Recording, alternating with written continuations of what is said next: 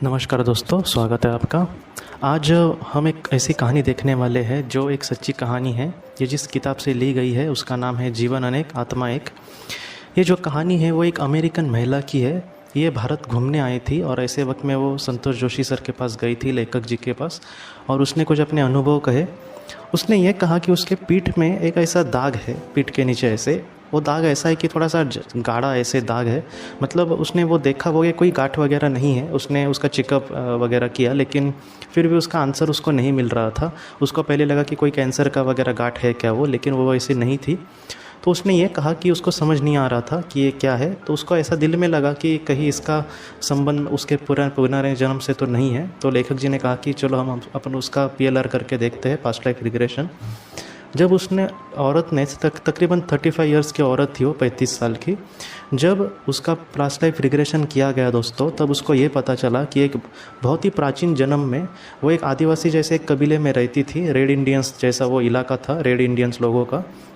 वो जो औरत थी उसका मतलब पूरा सिर वगैरह मुंडवाया था। शायद उनके वो समाज में वगैरह वैसे करते होंगे, उस वक्त की ये बात है। आदिवासी टाइप रेड इंडियंस जो लोग थे, तो उसने ये देखा कि उसका जो कबीला था वो अपने हिसाब से जी रहा था। उसको एक बेटा भी था और अपने जीवन में वो लोग खुश थे। लेकिन बाद में क्या हुआ दोस्तों कि उनके कबीले पर किसी और कबीले ने हमला कर दिया।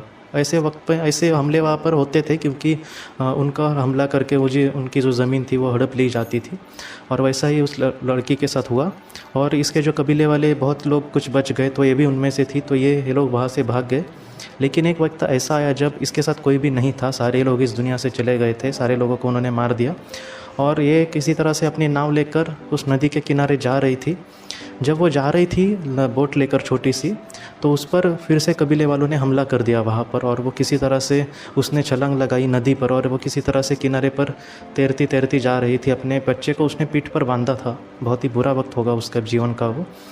और वो जब तैर रही थी तब उसको अंदाज़ा हुआ कि उसके पीठ पर बहुत ही ज़्यादा उसको दुख का अनुभव हुआ। मतलब क्या होता है, कभी कभी मैंने भी देखा है, क्योंकि ऐसे लोग जो बताते हैं कि उसको जब गोली लगी या फिर उसके सामने ऐसी जब पीड़ा आती है तो वो समझ नहीं पाते। बहुत ही मतलब सेकंड के 10% में वो सारी चीज़ें घट जाती है। तो इस वजह से वो समझ नहीं पाते कि क्या हुआ है, और उनका ध्यान वहाँ पर नहीं होता, उनका ध्यान कहीं और होता है ना। तो वो जैसे इसका ध्यान था किनारे पर जाने के लिए, तो वैसे उसके साथ हुआ। और वो ये कहने लगी कि पीठ पर बहुत ही ज़्यादा दुख उसको महसूस हुआ। और उसने देखा तो उसके पीठ पर बाण लगा था, तीर लगा था। और वो जो तीर लगा था वो उसके बेटे को लगकर उसको लगा था। मतलब बेटे से गुज़र कर वो इस पर लगा था। और वो उसको इतना पीड़ा हो गया था कि वो कह नहीं सकती थी। लेकिन मरते मरते उसको ये भी लगा दोस्तों कि अपने बेटे को वो नहीं बचा पाई, तो वो भी दुख कहीं ना कहीं उसके अंदर था। और इस वजह से वो बहुत ही ज़्यादा दुखी थी। और जो निशान था वो बराबर वही था जहाँ पर अब उसको दर्द हो रहा है। मतलब वो जो निशान था वो उस कहीं ना कहीं उस जन्म की वो कहीं एक छोटी सी निशानी थी उसके शरीर पर। और ये सारी जो चीज़ें हुई उसके साथ, तो वो सारा नज़ारा उसके सामने फिर से ज़िंदा हो गया। और उसने ये कहा कि क्या होता है, ऐसी जो चीज़ें होती है वो जैसे कांटा हमारे शरीर के अंदर समझो चुभा है, तो वो जैसे जब चुभा हुआ होता है तब वो बहुत ही ज़्यादा दर्द देता है, लेकिन हम जब उसको निकालेंगे तो थोड़ा सा हमें अच्छा लगता है। तो वैसे ही उसके साथ हुआ। ये कहीं ना कहीं जो चीज़ उसके साथ बहुत ही बुरी हुई थी, वो कांटा कहीं ना कहीं उसके दिल में, उसके मन में चुभा था, जिसके बारे में उसको कुछ भी नहीं पता था। लेकिन अब जब उस पास्ट लाइफ रिग्रेशन उसका ख़त्म हुआ और उसके बाद उसने ये किया, और उसके बाद ये सारी चीज़ें उसको समझ में आई। और धीरे धीरे मन में जो उसके एक गिल्टी फील हो रहा था कि अपने बेटे को वो बचा नहीं पाई, तो उसने यही सोचा कि अपने हिसाब से उसने बहुत ही अच्छी कोशिश की। कोशिशें कभी कभी नाकामयाब अगर हुई, फिर भी हमें नाराज़ नहीं होना दोस्तों। और उसने भी वैसे ही सोचा, और वो कहीं ना कहीं खुश होकर चली गई। और तकरीबन कुछ महीने के बाद उसने संतोष जोशी सर को फ़ोन किया और कहा कि मैं अब थोड़ा सा अच्छा महसूस कर रही हूँ और मुझे अब अच्छा लग रहा है इन सारी चीज़ों से। और वो पहले जैसा अब कोई भी मतलब उसके मन में कोई भी ऐसा दुख वगैरह नहीं है। और उसने ये भी कहा, ये थोड़ी सा आश्चर्य वाली बात है कि वो जो दाग था पीछे उसके, वो भी धीरे धीरे अब कम होने लगा था। और उसने ये कहा था कि वो जो महिला इस दुनिया से गई थी उसकी भी तकरीबन उम्र 23-34 साल ऐसी कुछ थी। और उसी उम्र में इसको वो दाग वगैरह ज़्यादा उस वक्त ये निशान वगैरह दिख रहा था। मतलब वो कहीं ना कहीं वो उम्र से ये सारी चीज़ जुड़ी थी। लेकिन अब वो दाग भी धीरे धीरे से धूमिल हो रहा था, और वो सारी यादें जो थी, जो बुरी यादें थी, उसके मन से जा रही थी, और वो एक अच्छी ज़िंदगी अब जीने की कोशिश कर रही थी। तो ये दोस्ती हमें, ये कहानी हमें यही सिखाती है दोस्तों कि ऐसी चीज़ें कभी ना कभी जो हमारे किसी जन्म में हुई थी, तो उसका असर इस जन्म में भी पड़ सकता है। तो उसके बारे में हमें ज़्यादा नहीं सोचना चाहिए, हमें अपनी ज़िंदगी में जितना हो सके अच्छी चीज़ों का धारण करके आगे बढ़ना चाहिए, क्योंकि सारी ही ऐसी चीज़ें हम सबको याद आएंगी ऐसा नहीं होता, लेकिन कुछ ऐसे लोगों को याद आता है, या फिर पास्ट लाइफ रिग्रेशन से बहुत सारी चीज़ें हो सकती है।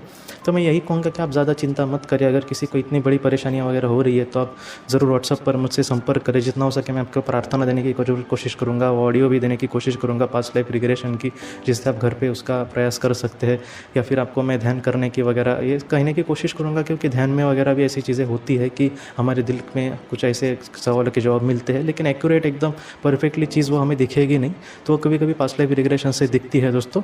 तो दोस्तों आज की इस कहानी में इतना ही, मैं आपसे अब विदा लेता हूँ। हम अपनी अगली वीडियो में मिलते हैं। आप अपना अपने परिवार का ख्याल रखना। आपका बहुत बहुत शुक्रिया। ज़िंदगी की रोशनी ये एक कंसल्टेंसी है जो ऐसे लोगों को मदद करने की कोशिश करती है जिन्होंने किसी अपने को खोया है, या फिर जो लोग अपने जीवन में बहुत ही ज़्यादा दुखी है। जो लोग इस संस्था के साथ जुड़ेंगे उन्हें पास्ट लाइफ रिग्रेशन के ऑडियो, ध्यान करने के लिए 5 ऑडियो, 10 ऑडियो बुक्स और उसके साथ साथ PDF किताबें, मतलब ऐसी किताबें जो मोबाइल या फिर लैपटॉप या फिर कंप्यूटर पर आप पढ़ सकते हैं, ऐसी किताबें उन्हें ईमेल पर या फिर व्हाट्सएप पर भेजी जाएंगी। जो लोग इस संस्था के साथ जुड़ना चाहते हैं वो कृपया इस नंबर पर व्हाट्सएप मैसेज करें। आपका बहुत बहुत धन्यवाद।